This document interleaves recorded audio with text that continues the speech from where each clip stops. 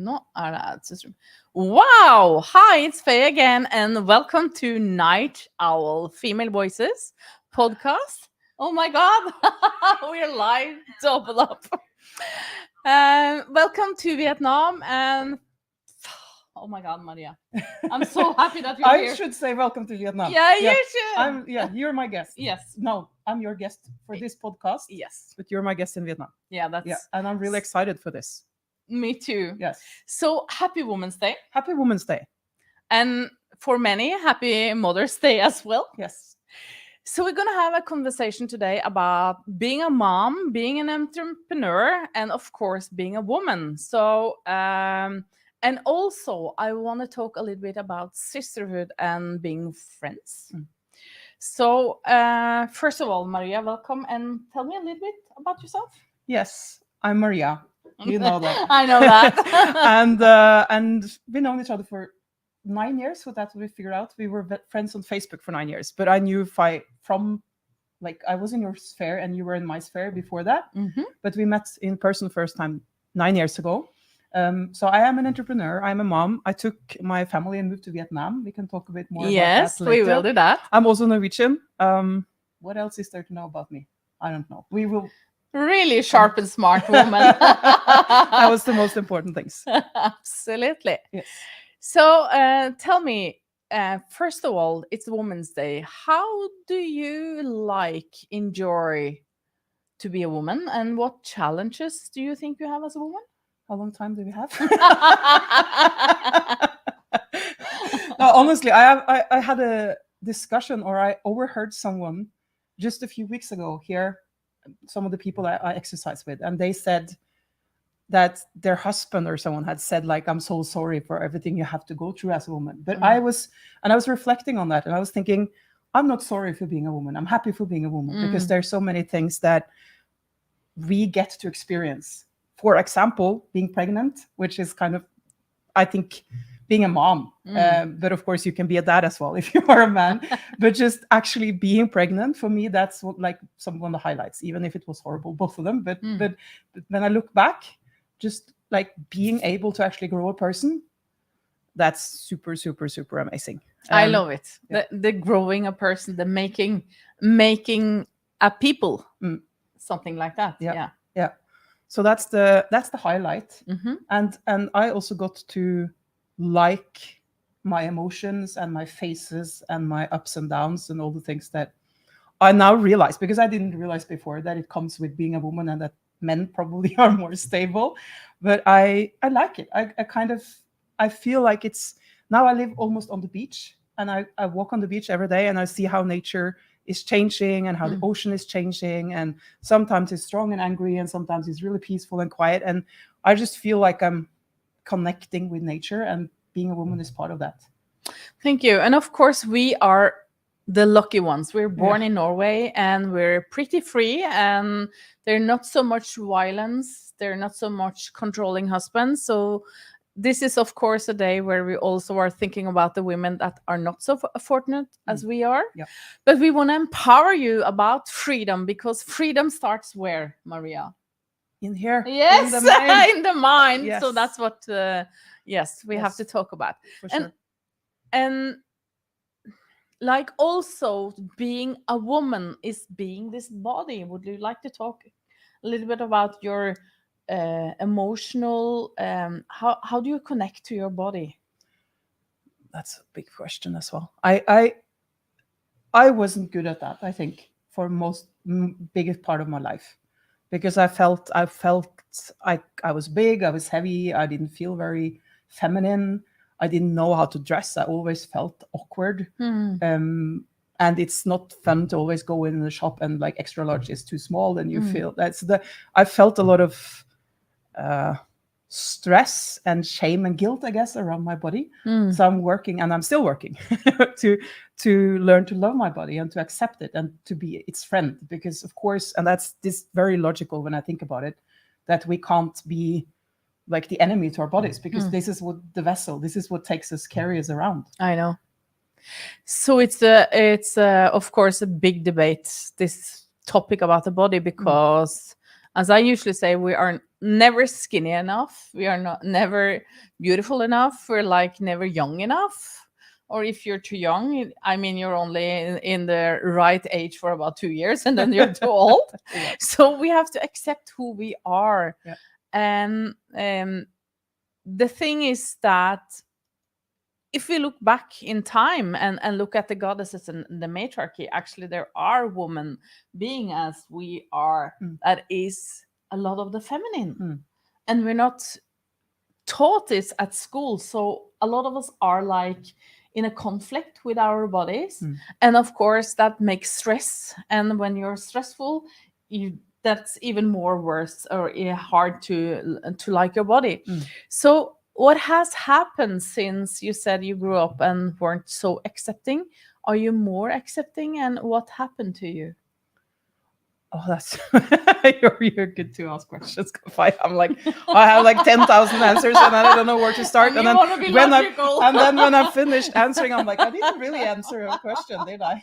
I just talked about something. What was the question again? Yeah. So I don't know. I've been doing a bunch of personal development, as you know, and as probably people listening also have been doing for many years. And I've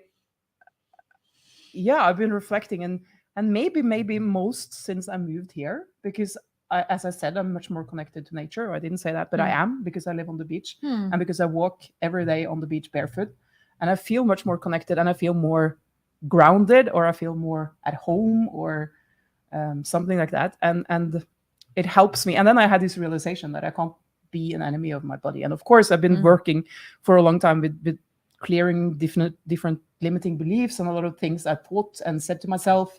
So I haven't been evil to myself lately. I used to be like emotionally just beat myself up for everything.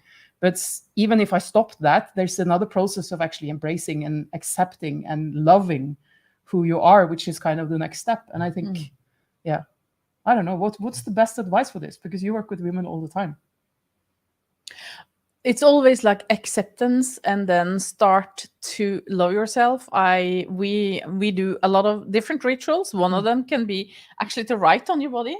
I love my arm, I love my tits, I love this. And of course have a ritual every day. Look in the mirror and like kiss yourself in different parts. I love my nose, I love my because we have to switch, because this is really a culture, not only a culture, but it's a whole lot of men out there earning so much money on women not liking their bodies. There's a multi-dollar industry. Probably women also earning money on of course especially now. So it's, of course, we can do different things, but of course we always start with reflecting and accepting. And go into, you don't have to go into when it started, but it could be sometimes nice to do that, to see if there was a person, a boyfriend, a girlfriend. Could it be your mother? I mean, a lot of us have been like, had mothers that have been dieting us, So there is a lot of going back to reflecting on that. And of course we're like Viking women as well, to see who we are as a culture, because we're strong women. So but also, as you said, by using clothing that are really good for your body will make you feel so much better. Because I am like, if I am in a party or anywhere with the wrong clothing, I just go home. That's why I make all my dresses. I feel like stuck inside, And as we talked about before we started, if I don't see myself as beautiful, I get mad and I go. In a way. So we have talked about that. And Lina, hello to you. It's nice to see you. So the thing is, when you walk on the beach, you're actually earthing yourself and getting contact with Mother Nature. But at the same time, do you think it's more easy to dress with less clothing? Do you like your body better then, or in all that skiing outfits and stuff that is in Norway? Do you have any? What I've reflected on is that the colors that I choose are very different. And because when I'm in Norway, if I'm somewhere colder, I always feel like dressing more like darker colors. And it's more like I'm protecting myself also with the colors or with the, and the fabrics and everything, of course. And then, but when I'm here, I feel it's weird because I have a totally different wardrobe, and it's much more orange and pink and red and things. I don't feel like super confident in showing my body, but of course you live on the beach like everybody, and that's the challenge of living in a small, and the blessing of living in a small community is that everyone has seen each other like dressing up differently, being partying, like going to the beach, and so somehow it has made me have to accept myself more, because it's just like back in Norway you can hide unless you go to the swimming pool or the public bath and have a swim. Then you, like most of the year, you can just hide like in whatever clothes that makes you feel safe and not so body confident, body conscious. Is that a word? Yeah, that's a good word. Yeah. Also, so let's dive into the fact that you're also an entrepreneur. And how did that start, Maria? And how does it feel to like have your own agenda on every day? Not going to an office, but going to your own office? Yeah. I do feel that I hadn't started a business if I wasn't. I have a life partner. I started to work for Peter Egg, who's now my life partner since 12 years, when he was kind of running a company, an entrepreneurial company. And I started to work for that a bit by coincidence. I don't really believe in it, but it was synchronicity, we call it. Yes. So, and then I started to work for that. And then since then, there was kind of no going back, because it's just, and I love working from the beach, like I can go to a cafe. I don't have to be in a certain place every day. I can work when I want. I can go on vacation and like have vacation, and then I work a bit, and then I have vacation, which I find super attractive. But I know people around me thinks it's like super stressful, that even that I do it. I realized last summer that people around me get stressed because I have to work, and I'm like, for me, it's no stress at all, because that's how I want to have it. So it's kind of, I feel like it was a bit of coincidence, but now I can't go back. What was the question again? How it is to be an entrepreneur. How did you become an entrepreneur? You've been that all your life, have you? Yeah, for many years. Actually, it started when Felix was born. Yeah. I was a graphic designer, and I was working at NRK. That was my dream job, to sit in NRK. Yeah. And I started work again because everyone, I do tend to overdrive. What's that in English? Exaggerate, yeah. But I felt like when I had a kid, everyone was back at work after 3 hours. It was like, oh, you're a working mom, go on work. So I was like, I started after 8 months or something, and I missed him so much.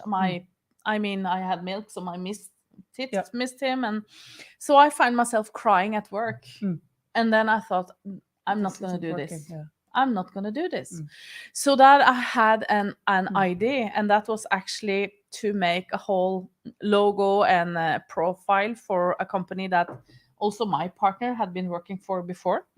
So I scheduled a meeting with them. They didn't know anything, and I had made like a new website, a new logo, I had a big presentation, and I told them that I think that they need my help in their company, and I could work for them 2 days a week, and it would cost this much amount of money, and they were happy, but they didn't say anything, and I think it went at least 2 or 3 weeks, and they said nothing, and I was like, what? Are they not gonna say yes? But then they said yes.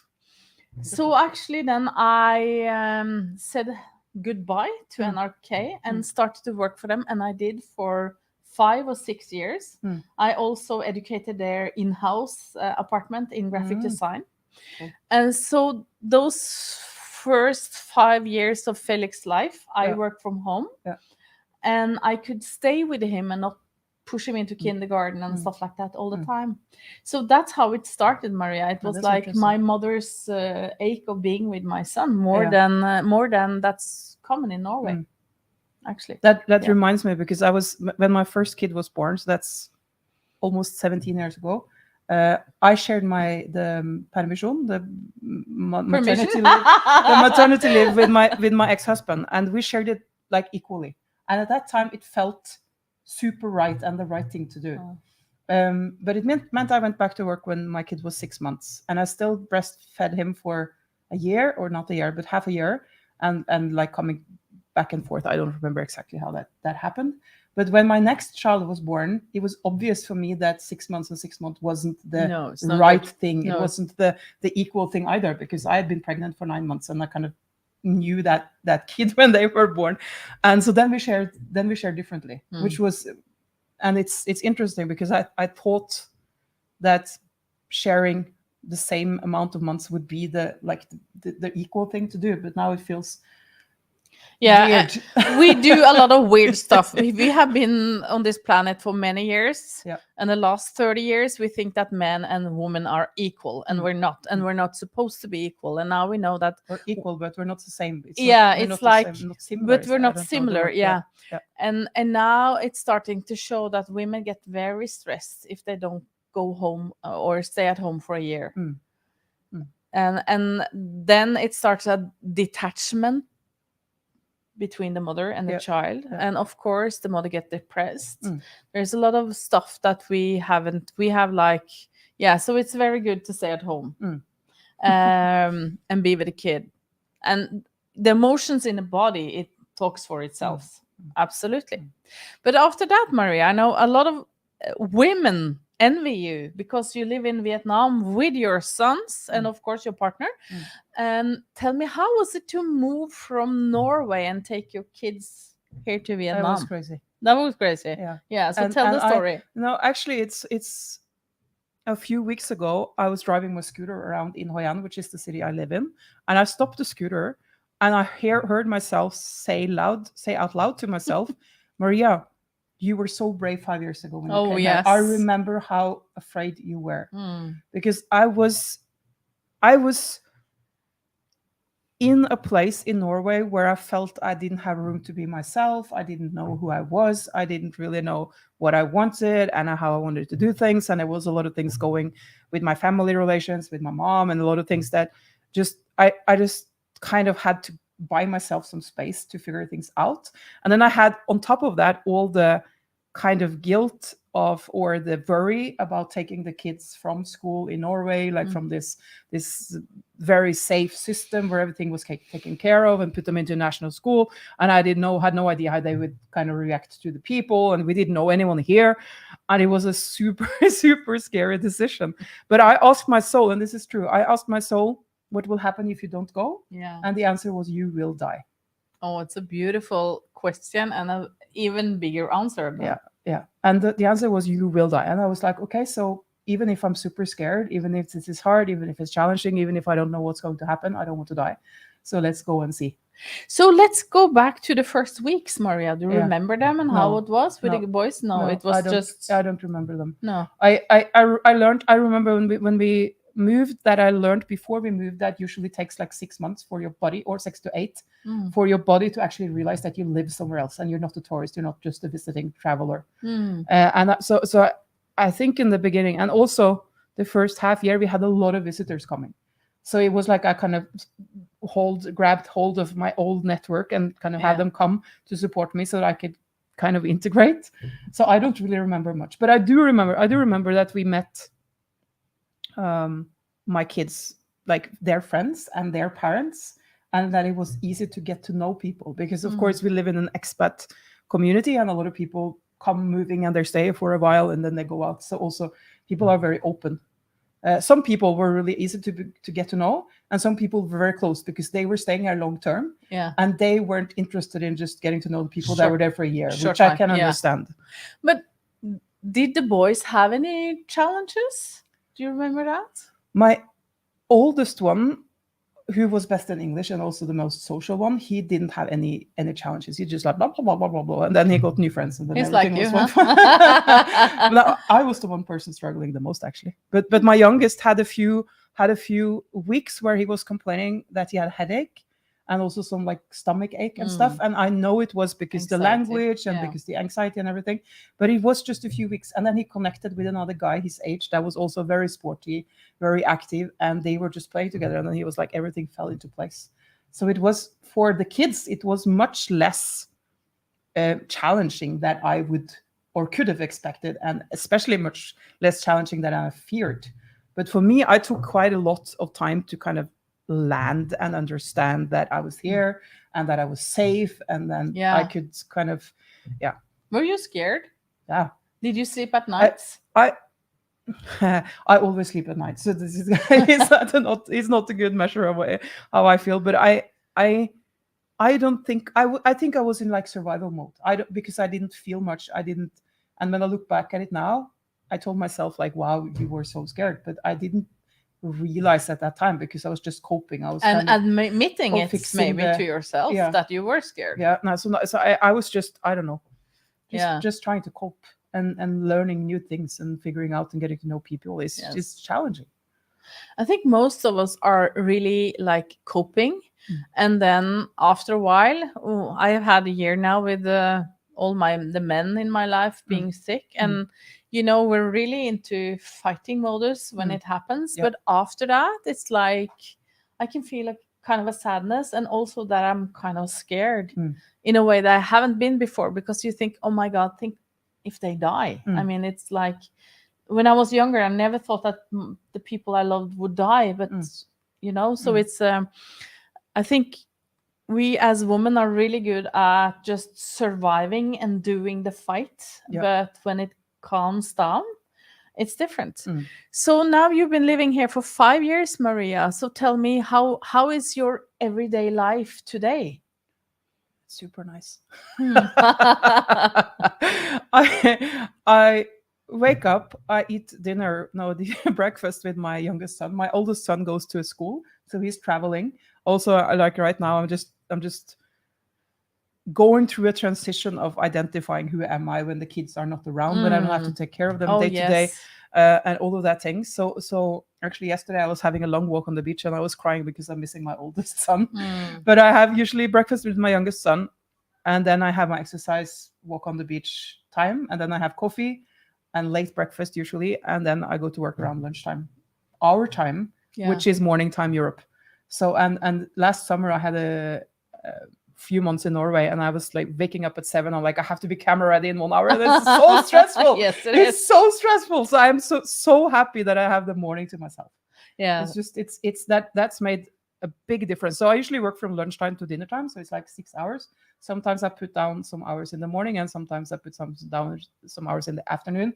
But like that's my kind of main working hours. But you're super effective, Maria.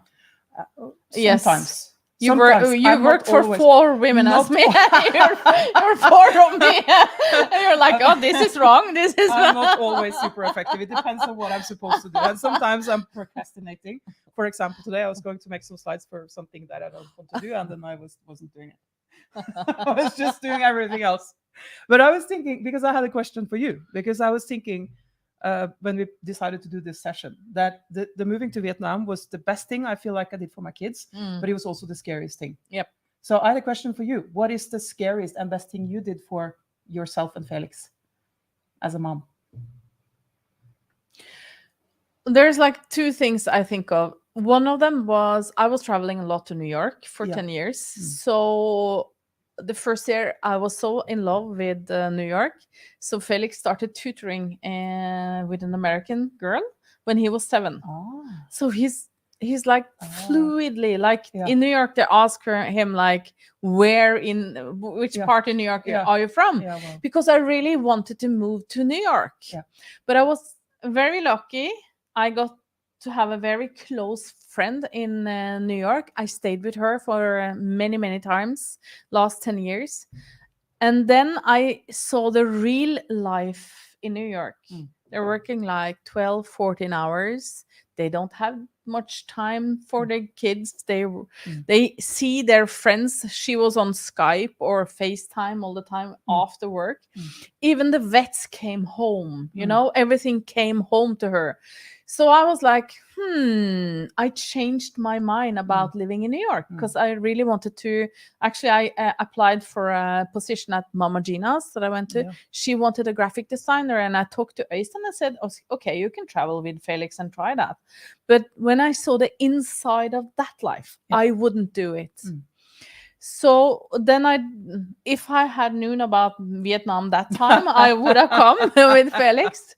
But what I did that was great, we shifted him from the Norwegian school system in the 6th grade, is 6th, yeah, into Montessori, and that's the best thing we have. It was scary because Felix is really into doing the same time. He's like security and stuff like that. But I saw he didn't have a good time at school. One day I asked him, how was school? And he said, okay. And I said, well, school are not supposed to be okay.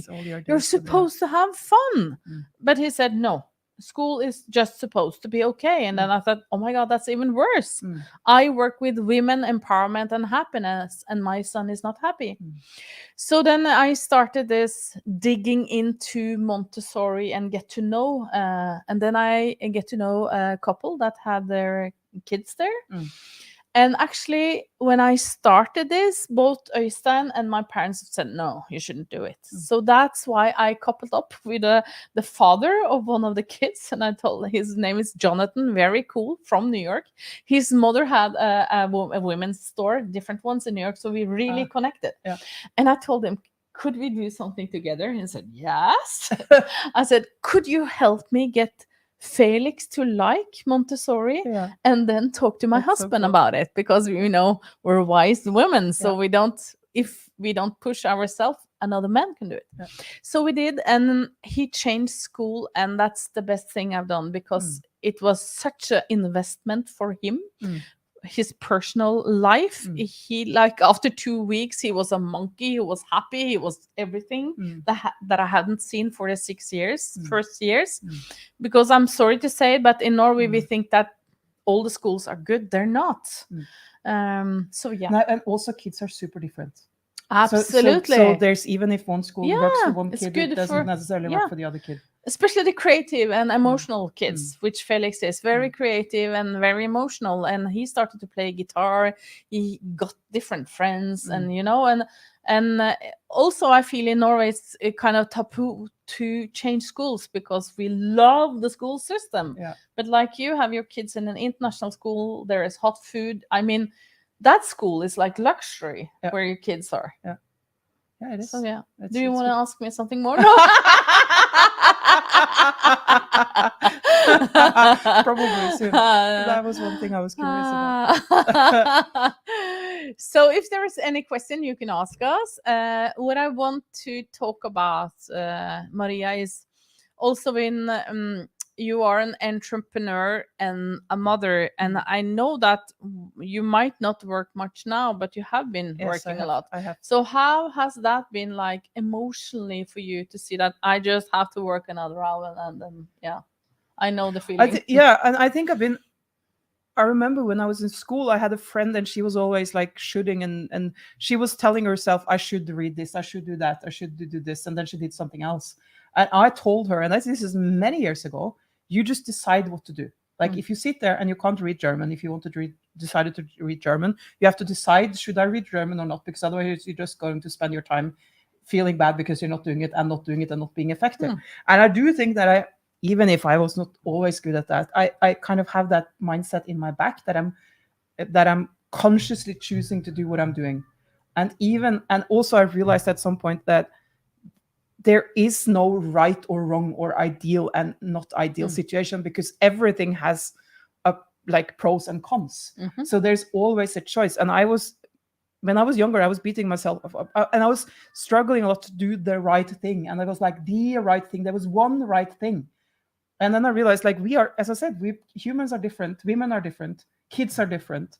And sometimes I made choices that I know it wasn't ideal, but if I did the opposite, it wouldn't be ideal either. If I had a job I hated, that wouldn't be ideal for my kids. If I didn't go for my dreams, I wouldn't teach my kids that they could go for their dreams. So even if they're working a lot, at some points, I remember especially the half year, we decided to move to Vietnam half year before we actually moved.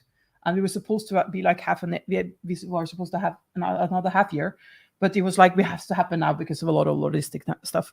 And at that half year, Peter Erik and I worked all the time, and we used the iPad as the like babysitter. But I did it consciously. I just know that this half year I have to use the iPad as the babysitter, because otherwise we can't move to Vietnam. So I did that. And then when we came here, of course, because our life changed and now we can be together on the beach and a lot of things. So I don't know if that answered the question. Yeah, I think. But it is there. And I think that a lot of women are having this picture of the ideal mom, the ideal woman, the ideal entrepreneur, that is able to have like a successful career and a lot of money and do everything for their kids and spend time with them and have a lot of friends. It's not true. It's not possible. No, it's not possible. It isn't possible. And every one of us gets to make our own choices, and every choice will have pros and cons. There's no choice that always like everything just is good. If you choose that, everything will be bright. That's not how life is. It's much more complicated than that, and much more fun than that. Anya, hello. She loves our laughter. I love that. Nice. But also, I think one of the challenges in our business is that we don't always know what to do. We have to solve stuff all the time. Yeah. You understand what I'm saying? Yeah. And also talk about that. Also, you have to have a vision of where you're going, because there's many ways you can go. So how do you, if we connect into your intuition again, because you have been talking about feeling your gut feeling and listening to your inner voice. So how do you use your intuition in business? Can you answer first? Yeah, I can do. Yeah. It's like, for me, I don't only just feel. I hear and I see and I dream. So I have like a whole spectrum of stuff. Yeah.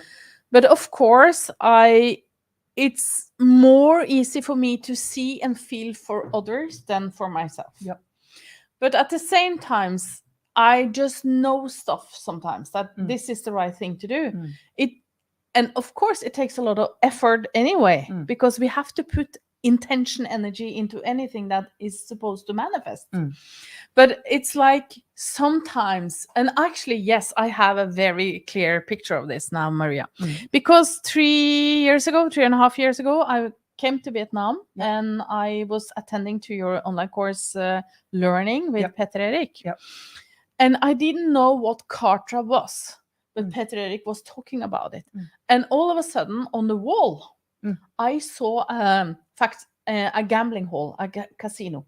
Maybe because Peter Erik likes that too, but it came, the roulette and stuff. And the money tossed on the table.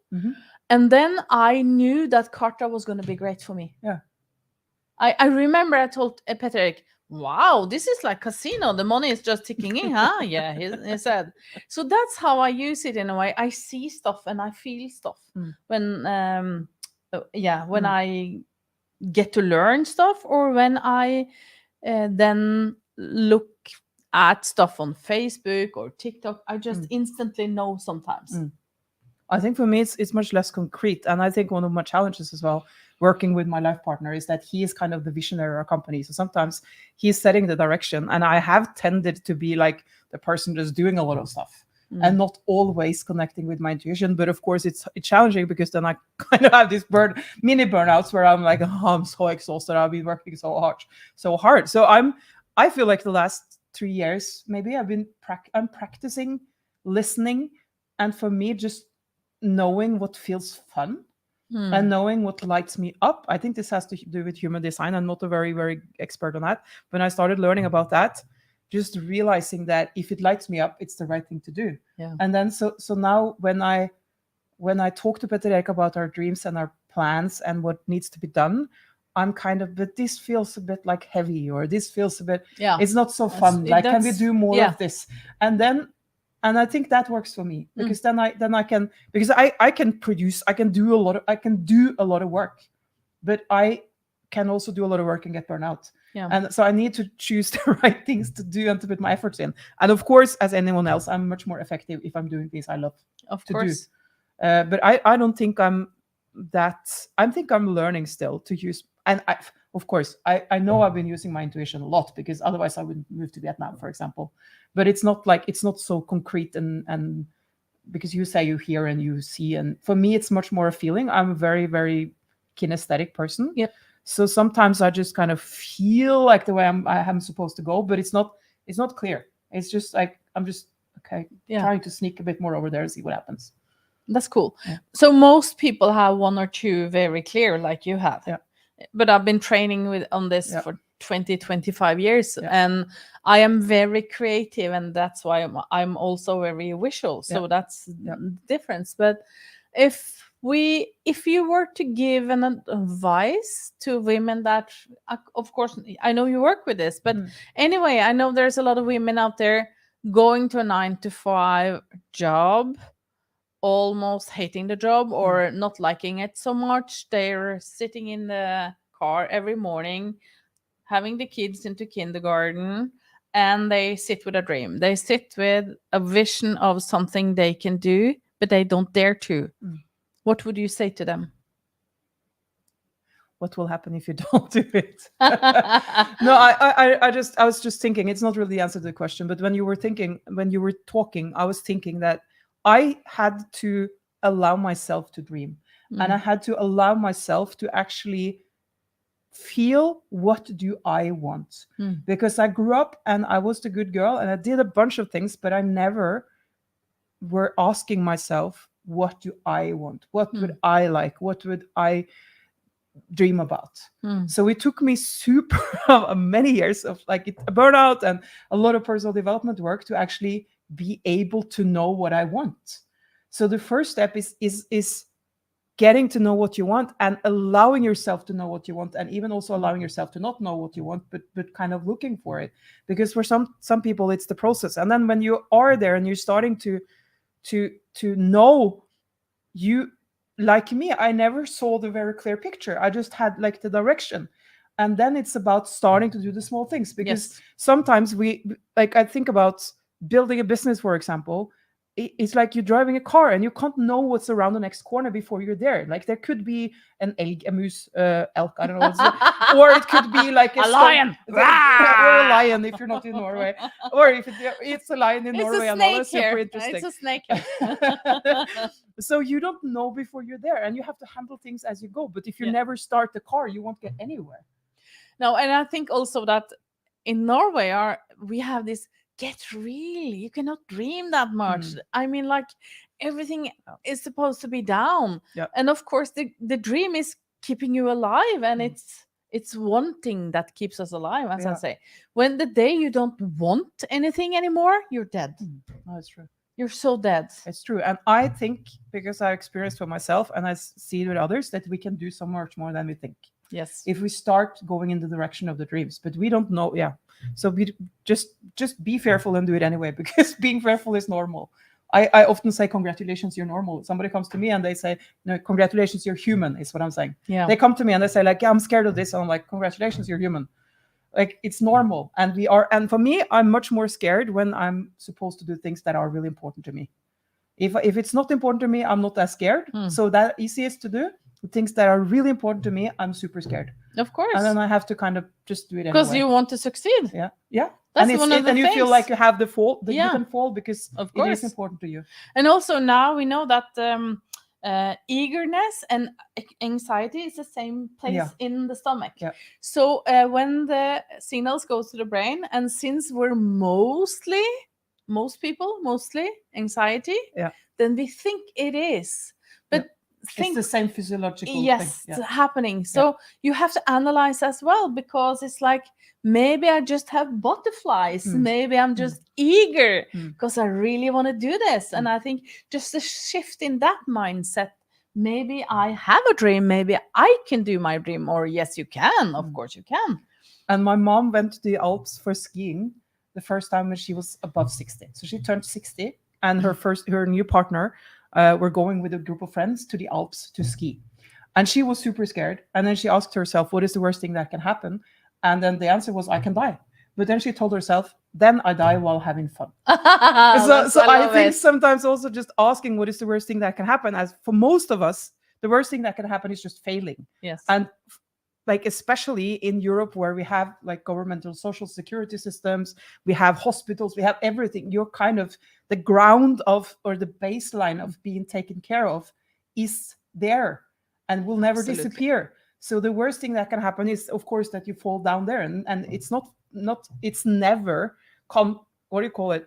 It never feels good to fall down and to kind of go back to zero. But still, for me, I would just regret it if I didn't try. I would die, as my soul You owe said. it to yourself. Yeah. Absolutely. Yeah, you owe it to yourself. You owe it to yourself. Yes. You have to be Go eager in ahead life. and do it. So let's do you have any more questions or anything you want to talk about?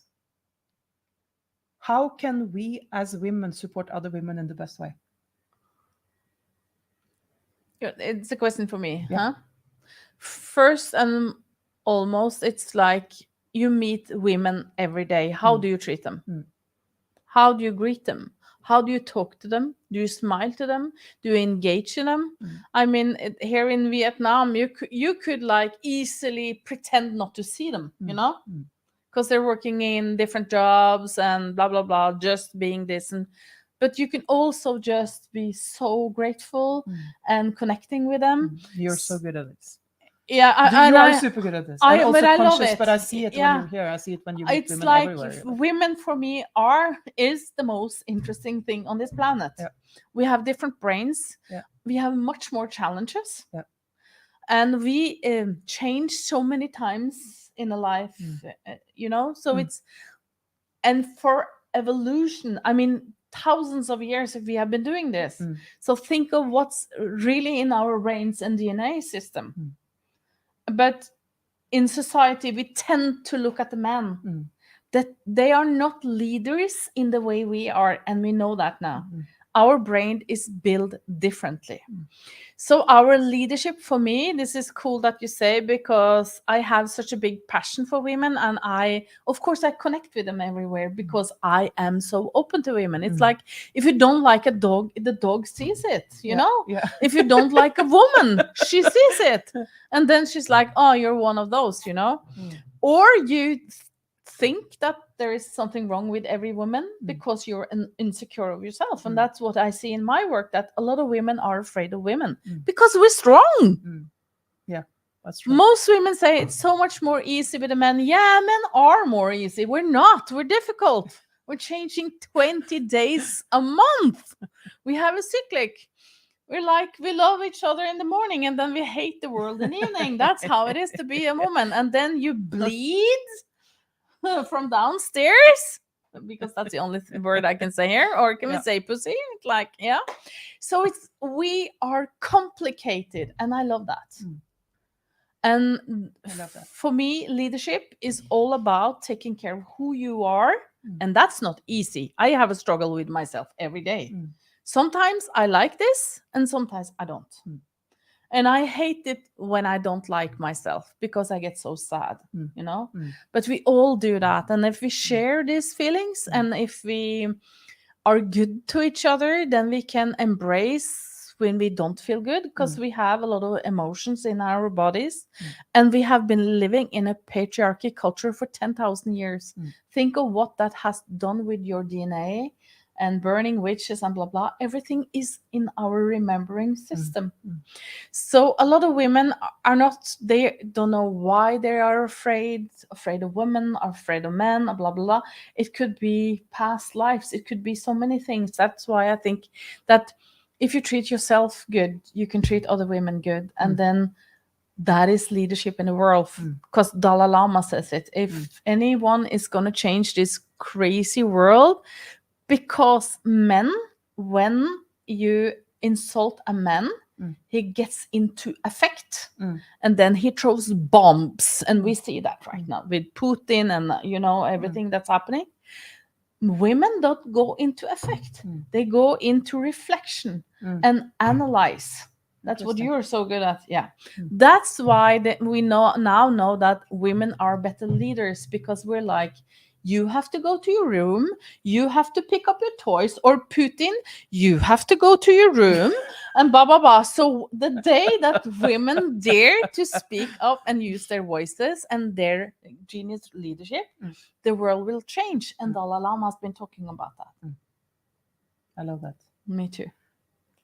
So it means love yourself, and at least try every day to love yourself and embrace yourself, and be yeah. I think just be generous when you can't, because I think that's human as well. Like some days we just feel, and we even want to feel bad, because it's kind of a nice place to go into self-pity from time to time. Yes, it is. But of course, when you what you said about when you love yourself, when you accept yourself, when you like yourself, you can also be open to accepting and meeting other people. And I love that. Absolutely. The challenge is also when you don't like yourself, ask for a hug for somebody, ask for someone to touch you, to be nice to you.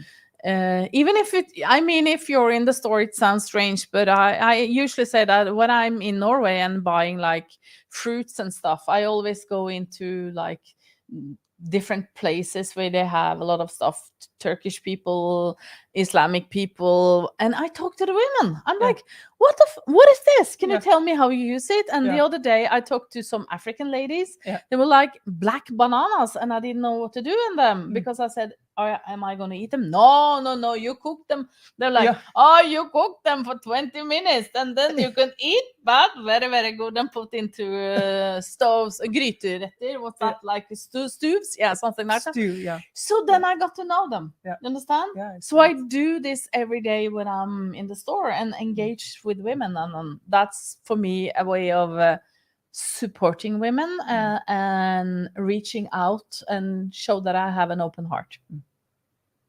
Thanks for hosting this podcast. This was a good discussion. Thank you too, Maria. I love you so much. I love you so much too. We didn't talk about friendship. No. Should we? 5 minutes. 5 minutes. Having sisters to support you. So what is friendship for you, Maria? I always, since moving here, because that was kind of, I lost I didn't lose contact, but of course my friends from back home are far away. So I've been having this thought, like, do I have people that I can call at 2 a.m. in the morning if there's something, if somebody's sick, or if I'm like super, I don't know, like if anything would happen, do I have someone to call? And when I found that the answer is yes, I feel okay. So I have friends. Like there is a network there to support me. And that's kind of a very, very weird definition of friends. But I think people who sees you, who can embrace you, who can like give you a hug when you need to, and that you can support and that can support you. And I think for me, the biggest, like, I've been taught to be like a strong woman and independent, and I was never good at like asking for now I need a hug, now I need this, can you give me this, can we meet, because I just need to cry. That's been challenging, but I'm learning and practicing. I don't know if I answered the question again. Yeah, absolutely. But I think absolutely, as you say, the 2 o'clock in the nighttime thing is because who can you call at 2 o'clock in the nighttime? Because you can call like 100 friends and asking, do you want to come for champagne and a party? And of course they say yes. That's very easy because there is like no attachment to it. But the 2 o'clock in the nighttime, it's hard. And I know that all of us sometimes are changing friends, especially when you do self-development. There are people that you're like a ship, you're going forward, but they just want to stay where they are, you know? Or they go another direction. Yeah, or another direction. And it's not possible to call them anymore because you're in such a different level. And it's important to say that as well, because maybe some of you feel that right now you don't have anyone to call 2 o'clock in the nighttime, but they will appear again. I promise you, they will appear. And because this is also part of self-development, is sometimes to be pretty alone. When you change. No, that's true. It's true. And I think the way to find the friends that are the right friends is to be true to yourself and to be nice to yourself, as we talked about earlier, and also be honest, because I know for me that's I kind of tried to hide and pretending like I was super strong with everything, and that it's just not working. And when I had a friend here that I kind of coincidentally opened up about, like, Sigurd has moved away and I'm sad about it, and then we had this super nice discussion, but I didn't really open up to that before. I was kind of, I don't know, not tricked, but synchronicity led us into it.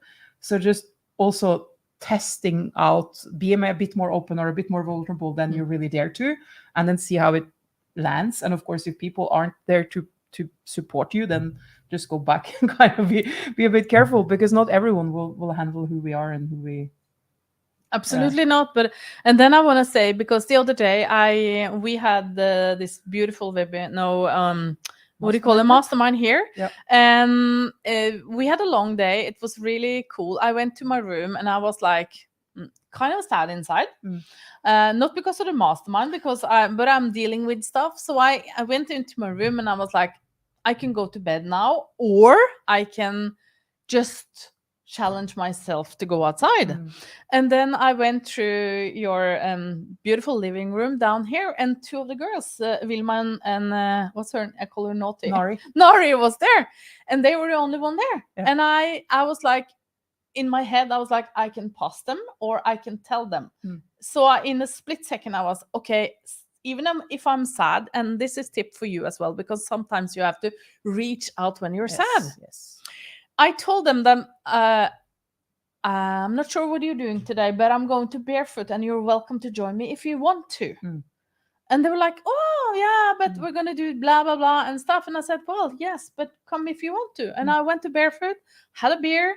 And after, I think 40 minutes, they came.